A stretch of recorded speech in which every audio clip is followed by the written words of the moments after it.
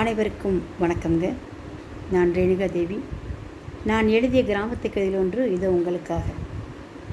வெள்ளாமை நல்லா விளைஞ்சுதான் நிற்குதே, களத்து மேட்டில் காவலுக்கு நான் இருக்கேனே, ராப்பொழுது தங்காம ஊடு திரும்புனா களவாணி பயிலுக களவாண்டுட்டு போயிடுவானுங்களே, ஊர் சனமெல்லாம் உறங்கினதுக்கு அப்புறமா கடுங்காப்பி வச்சு கழனிக்கு வாவுள்ள அப்பத்தாக்கிட்ட சொல்லி அரிக்கேன் விளக்கும் அருவாள் எடுத்தாகண்ணே, அறுவடை ஆகட்டும், அப்பன் வீட்டுக்கு போய் 5-6 நாள் தங்கி வரலாம்.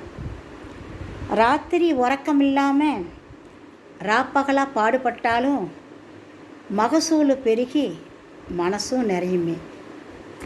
நன்றிங்க.